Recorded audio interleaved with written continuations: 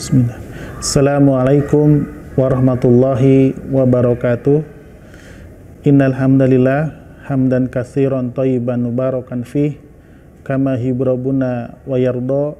Asyhadu an la ilaha illallah wahdahu la syarikalah wa asyhadu anna Muhammadan abduhu wa rasuluh, amma ba'd. Para orang tua dan wali calon santri pesantren Sabilun Najah yang semoga dimuliakan dan diberkahi oleh Allah Subhanahu wa taala. Alhamdulillah, kita bersyukur kepada Subhanahu wa taala karena pada kesempatan kali ini kita masih diberikan banyak sekali kenikmatan oleh Allah Rabbul Alamin. Baik kenikmatan Islam, kenikmatan sunnah, kenikmatan sehat, juga kenikmatan waktu luang, dan nikmat-nikmat yang lain, termasuk kenikmatan kita diberikan taufik oleh Subhanahu wa taala untuk menyekolahkan, untuk memiliki keinginan agar anak-anak kita kelak menjadi anak-anak yang soleh, solehah, yang salah satu upaya dari para orang tua sekalian adalah semangat untuk memasukkan putra-putrinya ke pondok pesantren. Semoga hal ini merupakan amal jariah bagi Bapak Ibu orang tua calon santri pesantren Sabilun Najah. Baik, Ana Abu Sidki Jajat Kurniawan. Ana di pesantren Sabilun Najah diamanahi sebagai Kepala Divisi Kesantrian. Izinkan kami untuk menjelaskan dan menyampaikan beberapa hal yang sering ditanyakan termasuk Bapak Ibu sekalian, menjadi pertanyaan ya, berkaitan dengan hal-hal di divisi kesantrian. Insya Allah pada kesempatan yang berbahagia ini akan kami sampaikan beberapa poin, yaitu jumlah 10 poin yang akan kami sampaikan. Semoga poin-poin yang kami sampaikan ini menjadikan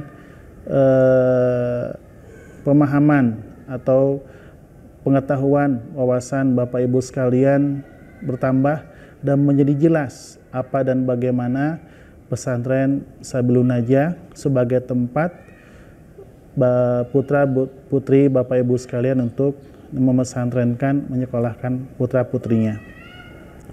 Poin yang pertama yang akan disampaikan adalah mengenal divisi kesantrian. Sebagaimana yang dipahami bersama bahwa di pesantren yang membedakan dengan sekolah umum adalah di sekolah umum hanya ada bagian akademik saja, yaitu sekolah. Adapun di pesantren itu ada bagian atau bidang akademik dan bagian atau bidang non akademik. Bagian dan bidang akademik diantaranya adalah sekolah. Di sini ada jenjang MT SMA, kemudian juga ada divisi tahfidz. Kemudian juga ada bidang kurikulum. Itu adalah bidang akademik yang bertugas ya dan berfungsi untuk meningkatkan ilmu putra-putri Bapak Ibu sekalian. Adapun bagian yang atau bidang yang kedua, dan ini adalah bidang atau bagian yang membedakan dengan sekolah umum, adalah bidang non akademik, yaitu kami divisi kesantrian, yang mana peran dan fungsi kami di pesantren adalah untuk menjalankan program dan kegiatan-kegiatan di luar jam sekolah ataupun jam belajar para santri sekalian. Yang sederhananya adalah kami menggantikan ya, peran Bapak Ibu dalam hal pengasuhan tentunya di pesantren. Kemudian hal yang kedua yang kami sampaikan adalah berkaitan dengan agenda kegiatan harian santri. Berkaitan dengan agenda kegiatan harian santri, kita susun secara terprogram, kemudian terencana, yang mana program dan kegiatan tersebut, kegiatan harian santri kita susun terutama untuk membentuk 4 aspek kepribadian santri. Yang pertama adalah untuk membentuk pembiasaan yang baik. Kita setting, kita rencanakan, kita program kegiatan santri di mana santri dibiasakan dengan hal-hal yang baik. Contoh misalkan berkaitan dengan bangun tidur, maka setiap hari kita yakinkan bahwa santri itu bangun sebelum waktu azan subuh, yang kita adalah sekitar jam 3.30 atau 1 jam, paling lama setengah jam sebelum azan subuh berkumandang, dan pembiasaan baik yang lainnya.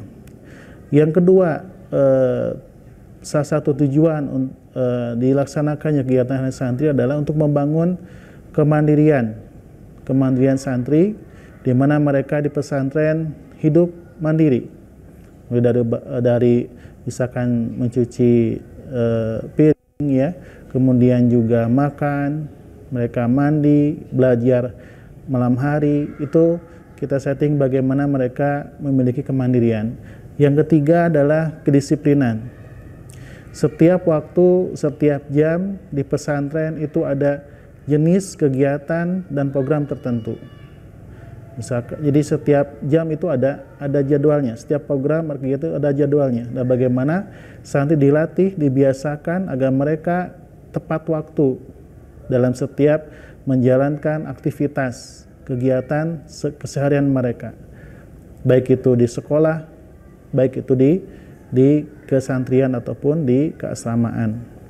Kemudian yang keempat adalah untuk membangun kesederhanaan, ya, kesederhanaan di mana santri kita biasakan hidup sederhana, ya, di pesantren, insyaallah. Kemudian para orang tua dan wali calon santri semoga dimuliakan Subhanahu wa taala, untuk rincian kegiatan harian santri kami sampaikan sebagai berikut, dan ini menjadi gambaran ya bagaimana kegiatan harian santri yang mudah-mudahan sebelum masuk nanti pesantren para orang tua dan wali santri sudah mulai membiasakan putra-putrinya di rumah untuk melakukan pendekatan ke kegiatan pesantren agar mereka mudah dalam adaptasi di pesantren. Yang pertama, mulai dari bangun tidur, itu kita bangunkan sekitar 1 jam, ya, mulai 1 jam sudah mulai dibangunkan sebelum adzan subuh, ya, dan kita harapkan setengah jam sebelum adzan subuh itu mereka para santri sudah berada di masjid, ya. Kemudian sekitar setengah jam sebelum subuh sampai subuh mereka kita biasakan untuk qiyamul lail, kemudian mereka murojaah hafalan Al-Quran, ya, dan mereka isi dengan zikir-zikir yang disunahkan. Kemudian salat subuh, kemudian ba'da subuh sampai menjelang jam 6, kira-kira 40 menit setelah ba'da subuh, mereka menjalankan program tahfidz Al-Quran, halaqah sesi pertama. Kemudian setelah tahfidz Quran, mereka mempersiapkan kegiatan sekolah, dan mereka juga mandi, persiapan sekolah, kemudian mereka makan, kemudian bagi mereka santri yang piket di asrama, mereka piket bebersih kamar masing-masing, begitu. Kemudian sampai dengan jam 6.50. Jam 6.50 santri sudah kita arahkan untuk masuk ke sekolah, ya, masuk ke sekolah. Kemudian sekolah dari jam 7 sampai dengan jam 12, sampai dengan zuhur, jam 12. Kemudian sholat duhur, ba'da duhur, sekitar 30 menit ada namanya taklim lugawi, ya. Mereka belajar bahasa Arab di masjid, dipandu oleh salah seorang asatidah yang diisi dengan kisah, kemudian dengan motif nasihat dan yang lainnya dalam berbahasa Arab untuk melatih samai, ya, atau keterampilan kompetensi mendengar bahasa Arab santri. Kemudian setelah itu sekitar jam 1 mereka diarahkan ke asrama, kemudian mereka diarahkan untuk makan siang. Setelah itu mereka qailulah atau istirahat atau tidur siang, dan mereka diharuskan untuk tidur siang, ya, untuk istirahat Karena kita lihat dari bangun tidur sampai dengan zuhur itu padat sekali agenda mereka, kita arahkan mereka untuk istirahat. Kemudian mereka istirahat, tidur siang ya atau qailulah sampai dengan setengah jam menjelang asar. Nah, kemudian pada saat menjelang asar kita bangunkan, kita arahkan santri untuk persiapan sholat asar dan sholat asar di masjid. Kemudian pada asar itu ada halaqah tahfidz sesi kedua, ya sesi kedua di luar jam sekolah itu 40 menit setelah pada asar. Kemudian setelah halaqah tahfidz pada asar mereka dipersilahkan untuk melaksanakan aktivitas. Ada yang olahraga ya, ada futsal, ada basket kalau ikhwannya, ada voli ya. Mereka dijadwal ya setiap hari lapangannya. Kemudian juga bagi mereka yang ada eskul misalkan ya, maka jam pada asar, pada tahfidz itu mereka dipersilakan untuk juga eskul atau bahkan juga membaca di maktabah. Artinya diisi dengan kegiatan-kegiatan mandiri para santri dan kita arahkan yang bermanfaat. Kegiatan ini sampai dengan sekitar 5 ya atau sekitar 1 jam atau setengah jam menjelang maghrib ya. Kemudian jam 5 kita arahkan mereka untuk berhenti olahraga, kemudian mereka persiapan untuk sholat maghrib, mandi, kemudian mereka makan, ya makan sore, kemudian sampai dengan maghrib, kemudian mereka sholat maghrib di masjid. Nah, kemudian setelah sholat maghrib mereka kita diarahkan untuk halaqah tahfidz sesi ketiga, ya mereka untuk tapi secara mandiri tidak berhalaqah, untuk mempersiapkan setoran mereka untuk subuh ataupun pada asar di esok harinya sampai dengan isya. Kemudian pada isya kita biasanya ada program muhadharah atau ada program ilqa'u mufradat ya, program bahasa Arab untuk menghafal kosakata ataupun percakapan muhadasah, ataupun mereka melatih untuk khitobah ceramah dalam bahasa Arab ya selama kurang lebih 30 menit setelah pada isya. Kemudian setelah itu mereka belajar mandiri, diantaranya mengerjakan tugas ya yang di sekolah, mempersiapkan ulangan harian ya sampai dengan jam 9.30. Kemudian jam 9.30 kita arahkan para santri untuk ke asrama untuk persiapan mereka istirahat dan tidur malam ya. Dan jam 10 para santri sudah harus dalam keadaan tidur ya, istirahat. Demikian agenda kegiatan harian ya para santri pesantren Sabilun Najah.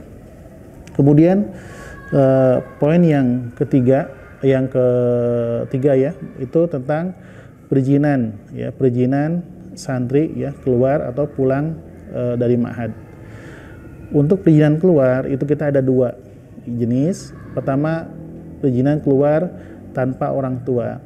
Nah, berkaitan dengan perizinan jenis pertama ini, para santri diperbolehkan untuk izin keluar ya, yaitu 1 pekan sekali pada hari Ahad ya. Nah, waktunya itu adalah jam 8 sampai dengan jam 9.30 dengan area izin keluar sekitar ma'had. Nah, mereka biasanya dimanfaatkan untuk belanja keperluan sehari-hari ya, kemudian juga mereka untuk biasanya jalan-jalan atau jogging ya. Nah, seperti itu. Kemudian ada pun jenis perizinan keluar yang kedua adalah perizinan dengan orang tua ya, dengan orang tua.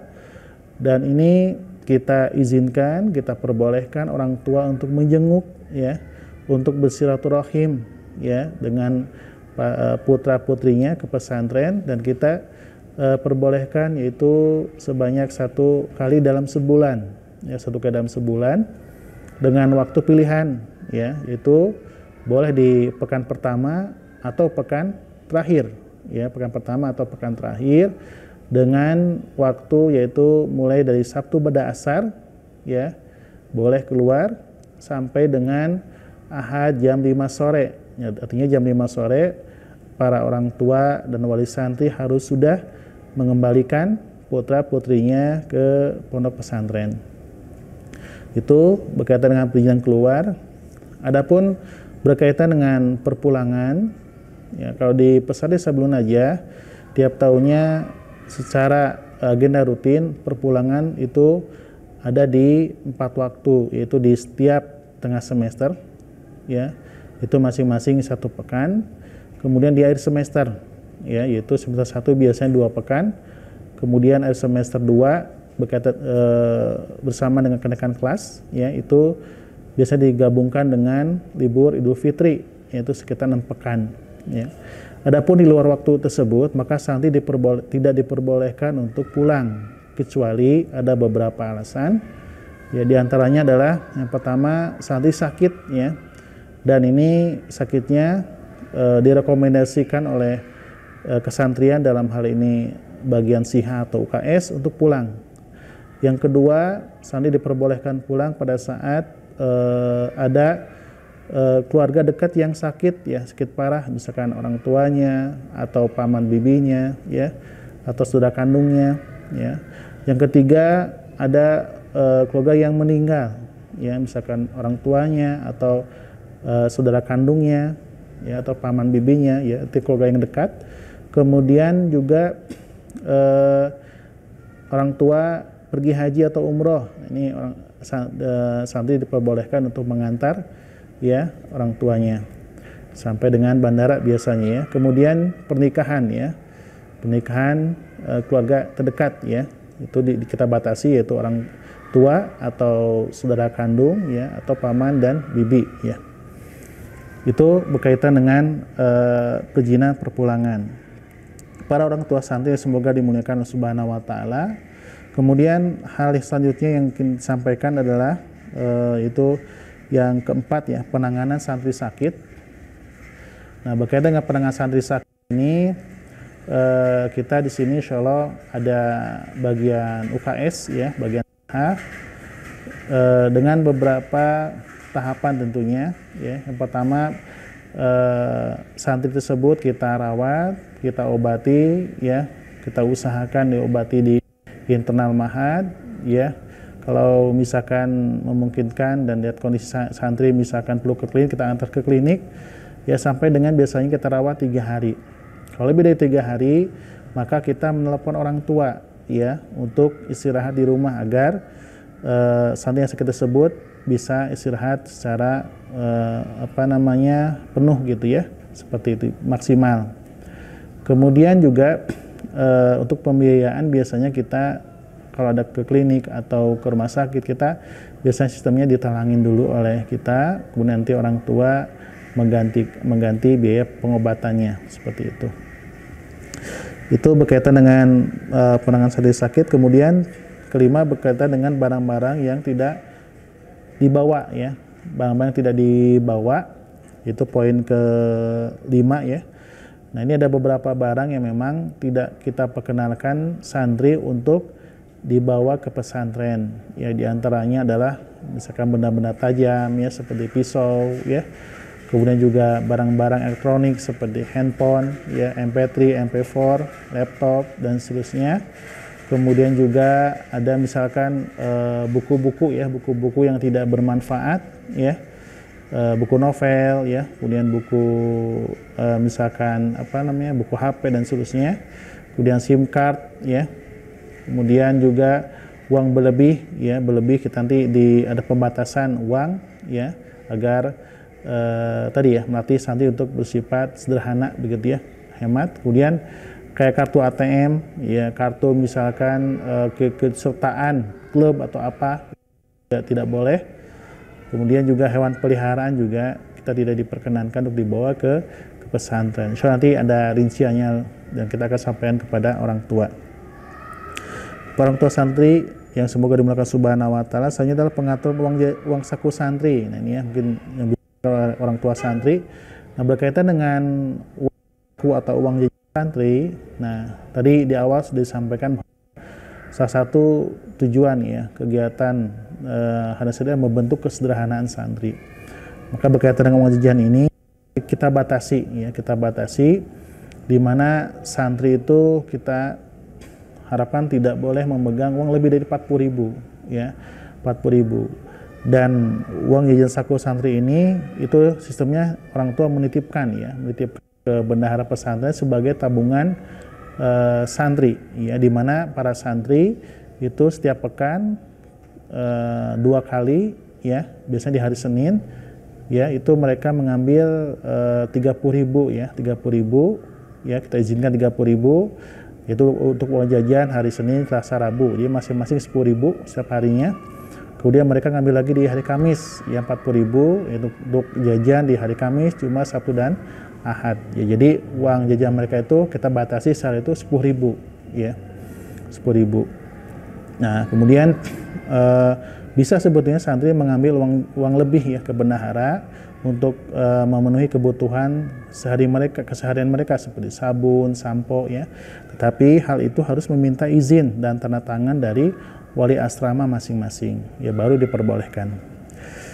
Itu berkaitan dengan uang saku. Kemudian poin yang ketujuh adalah berkaitan dengan pengaturan kiriman paket santri. Ini pada dasarnya kita persilahkan, ya, orang tua untuk mengirimkan barang-barang, ya, kebutuhan santri. Tetapi ada beberapa hal yang perlu diperhatikan oleh para orang tua dan wali santri. Di antaranya adalah teknis pengiriman barang. Jadi nanti pengiriman barang itu lewat security, ya, atau satpam, itu diperkenankan langsung ke santri, ya. Jadi biasanya jasa paket itu datang ke pos satpam, kemudian menyerahkan barang paketnya. Kemudian dari pos satpam itu tidak langsung ke santri, itu diarahkan atau diambil oleh kesantrian, dan kesantrian itu memeriksa, ya, membuka barang paketnya di hadapan santri, ya, untuk meyakinkan bahwa isinya itu hal-hal yang memang tidak melanggar peraturan pesantren, ya.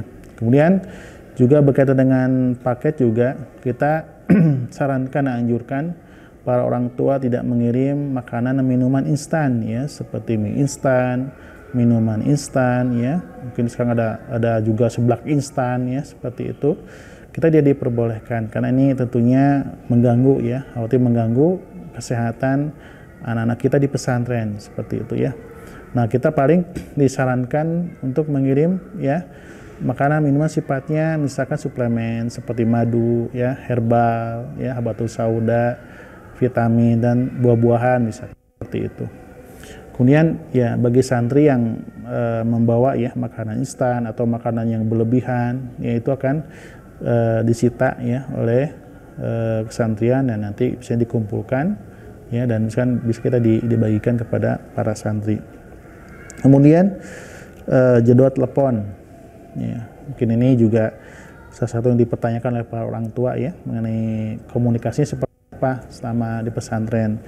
Nah, berkaitan dengan jadwal telepon ini, nah, kita sudah kita atur. Di antaranya adalah nanti setiap kamar itu kita sediakan handphone, ya, tapi handphonenya handphone yang biasa, ya, artinya bukan Android, kita hanya bisa SMS atau telepon saja. Nah, untuk jadwalnya nanti sudah kita akan jadwalkan biasanya di Sabtu dan Ahad. Ya, jadi Sabtu itu pada duhur, ya, itu sudah mulai ada penjadwalan telepon, ya, dan biasa kita dibuat beberapa sesi, bisa 4 sesi ya, per kamar itu. Misalnya sesi 1 misalkan dari hari Sabtu pada duhur sampai asar misalkan. Kemudian Sabtu sesi 2 pada asar sampai maghrib. Sesi 3-nya besok harinya, ya, besok Ahadnya. Nanti setiap santri akan mendapatkan jadwal telepon, misalkan si fulan jadwalnya adalah hari Sabtu misalkan jam 13 sampai jam 15. Nah, ini adalah silakan para orang tua oleh santri memanfaatkan jadwal telepon sepekan sekali, itu di hari Sabtu dan hari Ahad, ya, dengan terjadwal masing santrinya. Kemudian selanjutnya adalah poin yang disampaikan itu berkaitan dengan penanganan permasalahan santri indisipliner. Ya, sebagaimana dipahami bersama, memang dalam proses pendidikan dan pengajaran tentunya diperlukan adanya targhib dan tarhib, ya, atau reward dan punishment, ya. Nah, demikian pula kepada anak-anak kita di pesantren ini tentunya, ya, ada santri yang memang berprestasi, ya. Ada santri juga mungkin yang belum berprestasi, atau bahkan mungkin ada santri yang memang bermasalah misalkan, ya. Maka tentunya perlu adanya manajemen atau SOP penanganan santri disipliner. Nah, perlu diketahui bahwasanya ketika ada santri disipliner, maka pihak nanti yang akan menanggulangi, ya, permasalahan santri. Itu ada beberapa pihak, diantaranya adalah bagian sekolah itu dengan wali kelas, ya. Kemudian juga kita di kesantриan ada dengan wali asrama, ya. Kemudian juga di tahfidz dengan pengampu halaqah tahfidz, gitu. Nanti kita bermusyawarah, kemudian kita juga berusaha untuk memberikan motivasi, memberikan nasihat, memberikan arahan, ya. Juga mungkin ada beberapa hal, ya, punishment yang kita sampaikan.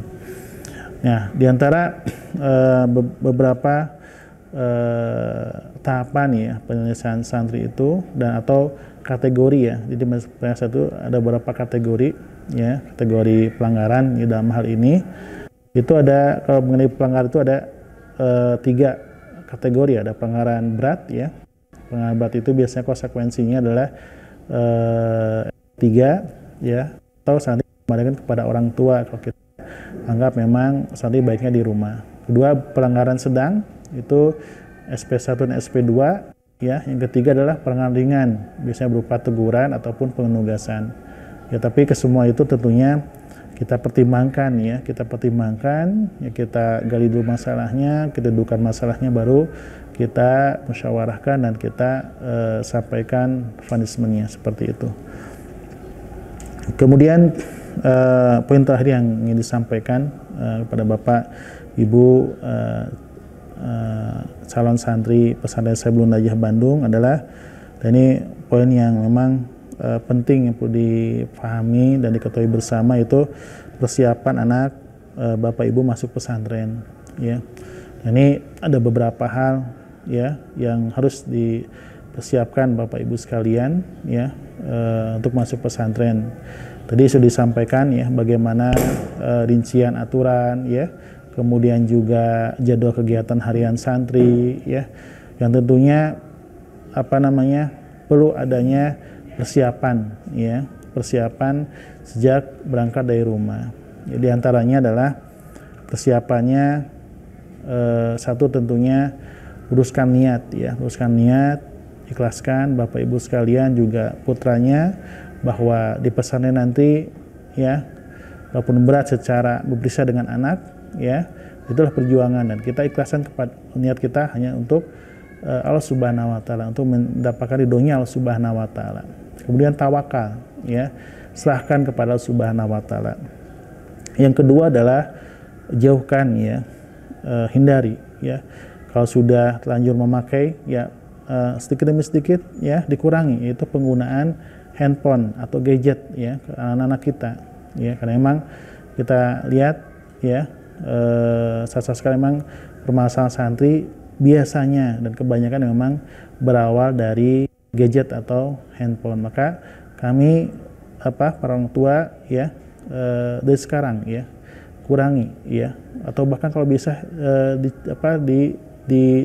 dia dibiarkan anaknya untuk bermain handphone, ya.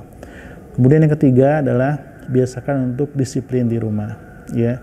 Tadi misalkan sudah orang tua sekalian sudah tahu, ya, bagaimana kegiatan harian santri, misalkan, ya, bangun tidur sampai tidur kembali, yang mudah sudah mulai dibiasakan, ya. Bangun misalkan biasanya bangunnya agak siang, nah mungkin sekarang dibiasakan putra putrinya untuk bangun sebelum subuh, ya. Kemudian misalkan tahfidz Quran setelah subuh bisa tidur lagi. Nah sekarang mulai, ya, setelah subuh misalkan Bapak Ibu sekalian, ya, ajak, ya, untuk tadi, ya, membaca Quran, atau mulai misalkan berlatih untuk menghafal Al-Quran dan seterusnya, ya, di setting waktu di rumah, ya, seperti itu. Kemudian juga persiapkan santri sederhana, ya, mungkin pembatasan uang jajan, ya, seperti itu. Itu berkaitan dengan persiapan. Kemudian juga kemandirian, ya, kemandirian santri dipersiapkan, ya, misalkan mulai untuk mencuci piring sendiri, ya, mulai untuk misalkan belajar sendiri, ya, artinya inisiatif sendiri, mulai dari misalkan mencuci baju sendiri, ya, mulai misalkan membantu untuk mengerjakan sebagian dari pekerjaan rumah tangga, misalkan menyapu, mengepel, gitu ya, seperti itu. Nah, itu beberapa hal, ya, persiapan agar putra putri Bapak Ibu sekalian siap untuk masuk ke pesantren. Semakin dipersiapkan putra putrinya untuk masuk pesantren, maka insya Allah kendala-kendala yang ada nanti di pesantren itu akan semakin terhindarkan, ya, semakin terminimalisir, ya. Itu, ya, jadi itu beberapa hal yang disampaikan. Dan terakhir yang ingin kami sampaikan adalah awalilah, ya, dengan rumahku pesantrenku, ya, rumahku pesantrenku sebelum pesantrenku rumahku, ya, artinya awali sekarang putra putri Bapak Ibu kan ada di rumah, maka jadikan rumahku pesantrenku, ya, artinya beberapa poin tadi ibu jalankan di rumah, ibu sebagai kesantriannya, misalnya sebagai pengasuhannya, sebelum putra putrinya ada di pondok. Kalau sudah di pondok, maka itu tugas kami, itu bagaimana menjadikan pesantrenku rumahku, atau pesantren menjadi rumah kedua mereka nyaman di mahat, mereka mendapatkan perhatian kita, dan seterusnya. Itu barangkali sampaikan, ya, kami berharap Bapak Ibu sekalian bisa memahaminya, dan kami sampaikan mohon maaf jika ada kekurangan, kehilafan dalam penyampaian poin-poin tadi berkaitan dengan divisi kesantrian. Dan kita berharap beristighfar kepada Subhanahu wa Ta'ala, mudah-mudahan anak kita menjadi anak-anak yang soleh-soleha, menjadi generasi robani, dan menjadikan syafaat investasi kita di akhirat kelak. Taib hadu kalam,